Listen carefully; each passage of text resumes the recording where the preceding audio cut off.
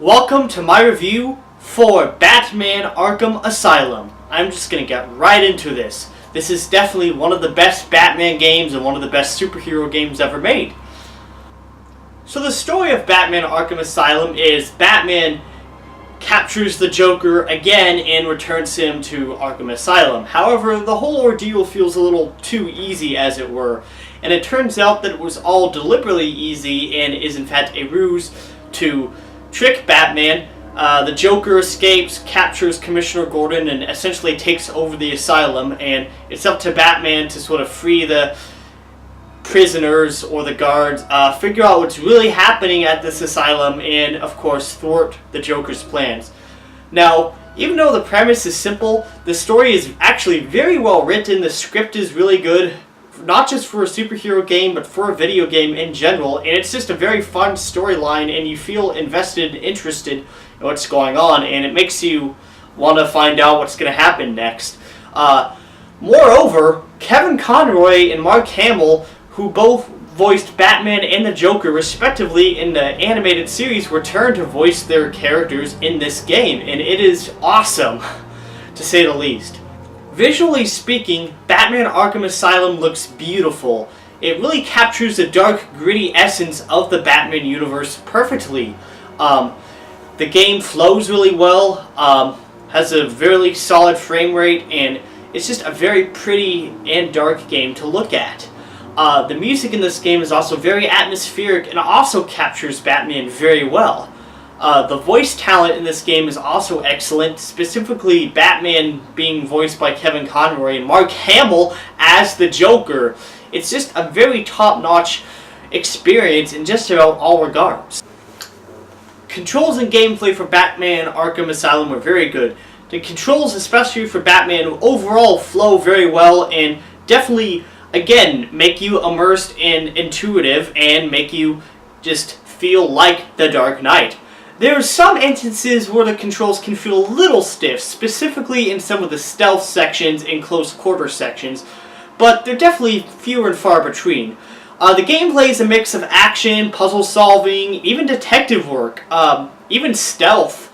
It's kind of got a mix of everything. It's got sort of like the Legend of Zelda-esque adventure aspect. It's got like some stealth, kind of like Metal Gear Solid. It's got some puzzle solving too. It really kind of feels like a Metroidvania game, but with Batman. Even like the detective section sort of remind me of something like Metroid Prime, so it's definitely got a mix of everything. Now, I think the action sequences, like the fighting in this game, is definitely the most impressive aspect of the gameplay. Just beating up like a dozen opponents at a time as Batman is so gosh darn satisfying. Even though none of the gameplay is groundbreaking, it's very refined, and even without the Batman, it's still just a really fun, well-made game. The game also includes a lot of boss fights. They all play a little bit differently. None of the boss fights, with the exception of a few, like the Poison Ivy and the Joker fight at the end, really stand out all that much. That's an aspect that the sequel of this game did a much better job of having more interesting bosses. But overall, they were still entertaining. While the main game itself is about 10 to 12 hours, there's a lot of extra content to do, a lot of Riddler trophies to unlock, a lot of sort of bonus things you can do, challenge modes, even character trophies. There's a lot of hidden content in this game and reason to go back and play some more and play it again on different difficulty settings, because the game does offer that as well. The gameplay in this game also features even elements of crafting, like you can upgrade your bat suit to withstand more damage, you can upgrade your batarangs, you can do all sorts of stuff. Obviously in this game you use a lot of Batman's tools, like the batarangs, like the bat claw, like just a lot of really cool things. Again, the developers really did a great job of really playing homage to Batman and just really just staying as faithful to the character as they possibly could, while also making a very high quality game. Now, Batman Arkham Asylum is an excellent game, but it's not perfect. There is definitely some backtracking, and most of the time it's handled well, but there's definitely a few instances where it can feel a little bit tedious and annoying. Furthermore, while I mentioned that the boss fights in the game were mostly good but not too memorable, well, there's one boss fight that's memorable because it's not, in my opinion, a very well-designed fight, and that's the Killer Croc fight. It's a sequence where it's not even so much a fight, it's sort of just trying to avoid having Killer Croc catch you and drag you under the water, and it would be fine if it didn't drag on so long. It's a mix between being very stressful and, frankly, pretty boring, at least for me. And I was just relieved when it was over because every time I play this game, I just dread doing that section. It's just not fun. Like, don't get me wrong, like, I like a good challenge in video games, but it also has to be fun. The other issue I have with this game is that the finale, while okay, doesn't feel like it offers that much resolution to the story. But it does have a good sequel hook.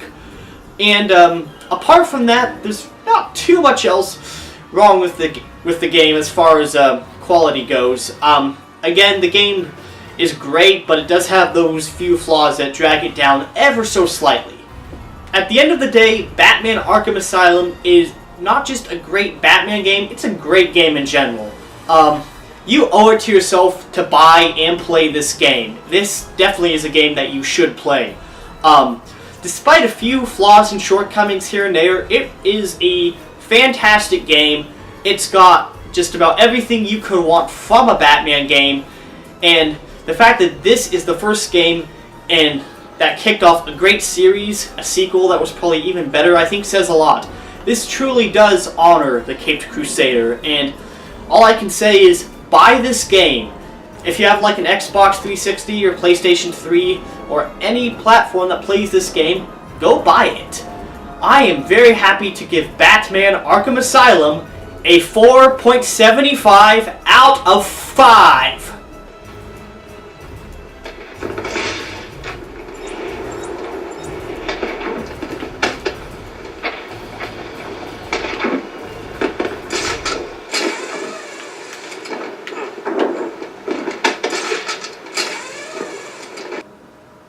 Thank you so much for watching. My next video game review will be for Splatoon 2 for the Nintendo Switch. That will be coming at some point, but stay tuned and keep watching my videos and tell me, what did you think of this game? Until next time, goodbye.